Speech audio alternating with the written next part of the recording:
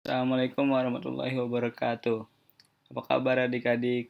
Hari ini kita akan mempelajari rukun iman ke-6, iman kepada takdir, qada dan qadar. Iman kepada takdir, qada dan qadar. Qada, rukun iman ke-6 atau terakhir adalah percaya kepada qada dan qadar. Qada adalah keputusan atau ketetapan terhadap suatu ketentuan yang telah ditetapkan oleh Allah Subhanahu wa taala bagi makhluknya. Qada dan qadar tidak dapat diubah dan tidak dapat ditunda atau dimundurkan. Contoh-contoh qada: suatu kejadian yang tidak dapat diubah atau tidak dapat ditunda merupakan contoh qada. Contoh-contoh qada antara lain sebagai berikut. 1. Matahari terbit dari timur dan tenggelam di barat. 2. Kematian pasti datang. 3. Bumi seperti planet-planet lainnya berputar sesuai porosnya. Contoh-contoh qada seperti yang pertama, bahwa matahari terbit dari timur dan tenggelam di barat, merupakan salah satu contoh kita mengimani takdir Allah, yaitu qada. Contoh kedua, kematian pasti datang. Setiap makhluk pasti mengalami kematian. Mau dari hewan, tumbuhan, manusia pasti mengalami kematian. Karena kematian itu adalah ketentuan Allah yang tidak dapat diubah. Dan yang ketiga, bumi serta planet-planet berputar pada porosnya mengelilingi matahari. Selanjutnya, hikmah beriman kepada qada. Seseorang yang beriman kepada qada akan bersikap dan berperilaku antara lain sebagai berikut.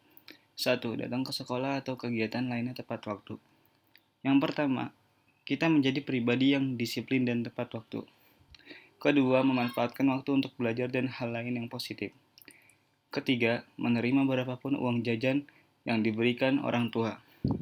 Ketika seseorang telah beriman kepada qada, ia mempunyai sifat qanaah. Qanaah ialah sikap rela menerima atau merasa cukup dengan apa yang dia dapat. Keempat, tidak bersikap sombong di rumah, di sekolah, atau di lingkungan masyarakat, karena sifat sombong hanyalah milik Allah. Kelima, berhati-hati jika berada di tempat keramaian atau di jalan raya yang padat kendaraan. Qadar. Qadar atau takdir adalah segala ketentuan Allah Subhanahu wa taala yang telah berlaku terhadap semua makhluknya. Namun, qadar dapat diubah dengan usaha manusia atau ikhtiar. Qadar secara bahasa bermakna sebagai ukuran atau pertimbangan. Qadar merupakan suatu ketetapan Allah berdasarkan ukuran pada setiap diri umat manusia sesuai kehendaknya pada zaman azali. Zaman azali adalah zaman di mana belum ada sesuatu apapun yang tercipta selain Allah Subhanahu wa taala. Zaman azali ini merupakan awal dari seluruh zaman. Pada zaman azali, Allah Subhanahu wa taala menulis Lauh Mahfuz yang berisi berbagai kejadian dan penciptaan nantinya. Misalnya, kita melihat sahabat menjadi juara kelas atau juara lomba matematika atau juara membaca Al-Quran. Hal itu diperoleh dengan belajar keras, perjuangan, dan usaha yang sungguh-sungguh. Contoh-contoh qadar. Berikut contoh-contoh qadar. 1. Menjadi pintar dan menjadi juara kelas karena belajar dan berdoa.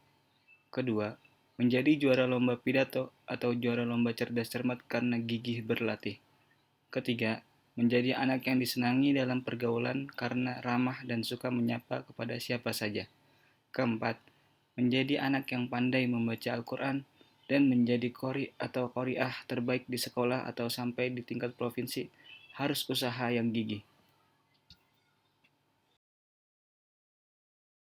Hikmah beriman kepada qadar. Setelah memahami makna dan tahu contoh-contoh qadar, kamu bertambah yakin tentang karunia yang diberikan Allah Subhanahu wa taala. Seseorang yang beriman kepada qadar akan bersikap dan berperilaku antara lain sebagai berikut. Pertama, menyadari bahwa semua cita-cita yang diinginkan harus diusahakan. Kedua, memiliki rasa percaya diri dalam menghadapi tugas, misalnya mengerjakan PR sendiri. Ketiga, giat dan disiplin dalam belajar, seperti sebelum tidur harus belajar terlebih dahulu. Cukup sekian pembelajaran kita kali ini. Jika ada pertanyaan boleh komen di bawah ini. Terima kasih. Wassalamualaikum warahmatullahi wabarakatuh.